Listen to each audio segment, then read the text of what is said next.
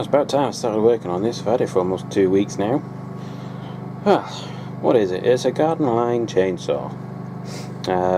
Unfortunately I can't remember the model number off the top of my head because the seller seems to have completely delabelled it, so that should say Gardenline there, it should say Gardenline there, and it should say Gardenline there. Well, I'll stick the model number in across here somewhere.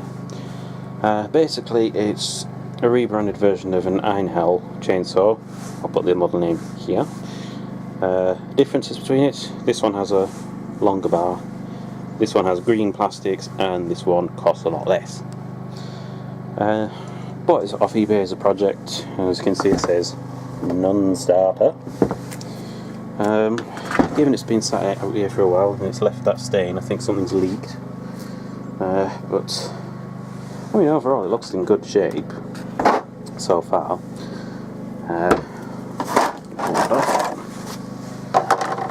Got one of them bars on it, and I presume the chain's also in Oregon. Does feel a bit sticky, but we'll deal with that when I get to it. So yeah, I'm going to work on finding out whether that marking is actually true. I mean, it could be something stupid like somebody ran straight petrol in it instead of pre-mixed two-stroke fuel. If so, well, this project probably ends here, and I probably won't upload anything. But let's find out. The first thing I'm going to do is I'm going to take the chain off, because if I do get it started, I don't want that chopping my hand off, because, you know, I find this useful. I have had this apart briefly because I wanted to see what it was like, but that was indoors, and frankly I didn't want to spill any oil on the kitchen floor. Yeah, that's what I saw the first time I actually opened it up. It's full of leathery gooky stuff, so that's got to get cleaned off. Chain, I think it just comes off like this. I'm just going to stuff it in here with a bit of oil just to lube it up, because I don't know how long it's sat for, I don't know how well it was lubricated before, and well, better safe than sorry. I mean, I could spend 12 quid buying a brand new chain, but you know, cheapskate. Right, so that's out of the way. Let's take the bar off as well. I guess that's part numbers. Oh yeah, this chain, no, this bar is 16 inch I think, whereas the Einhell version is a 14 inch, even though it's the same engine. Pop this off if I can figure out how. Oh yeah.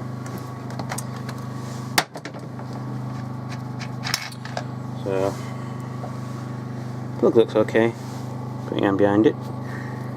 Yeah, the plug looks alright, doesn't look fouled or anything. Right, it's got a spark, that's good. Actually, I probably just open the side hatch there. Is that the show? Oh. Right, let's see what happens. Ow. That's what happens. Oh, what? Right, try again. Ow.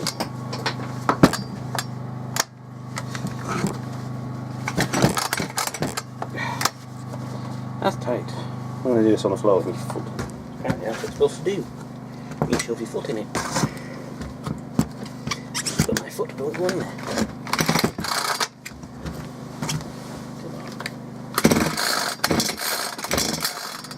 So, say that's then on starter. Imagine that.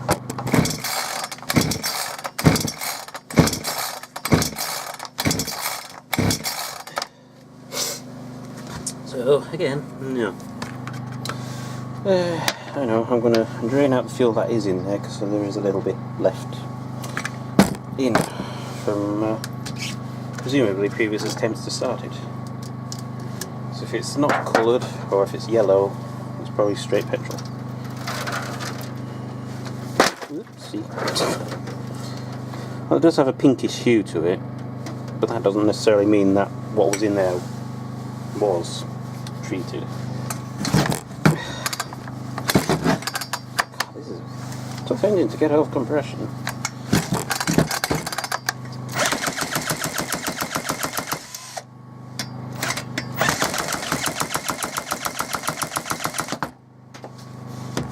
switch the engine on.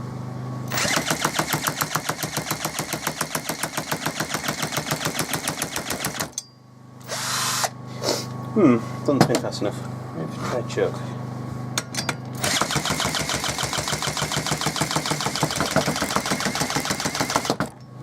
Could the exhaust be blocked? Doubt it. Possibility, but doubt it.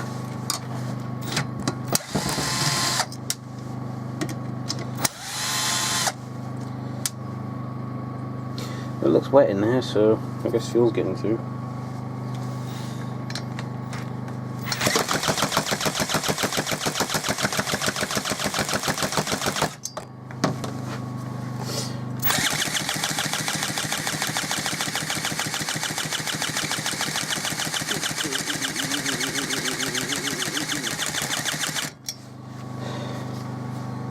That way's not going to do it, is it?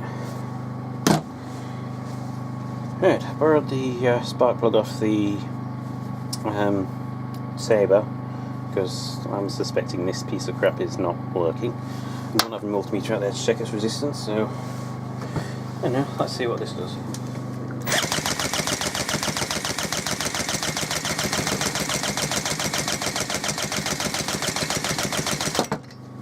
Could also be about it's not spinning fast enough.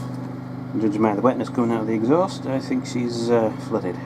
Do you know, I just realised something. I've been wondering why it's been a bit dark.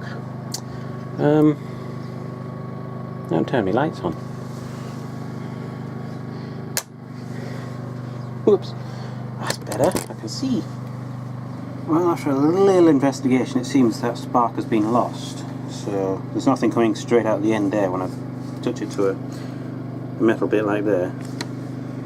So I think that's pooched. Which means it's probably just going to be a bit more of a pain in the arse to fix. Because I don't know where you're going to get one of them ignition modules from. Right. Plus I can't actually get the thing undone because the screws on there are so bloody tight that just won't come free. So, balls. Well, in my efforts to try and get these bolts to undo and yeah, this engine's buggered. Well, I guess that's the end of that. So, if you like this video, don't forget to give it a thumbs up. If you want to leave some laughs down below, go ahead. If you want to subscribe, thingy's over there.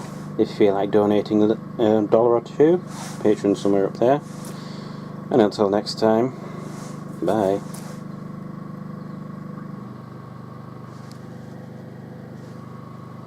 No.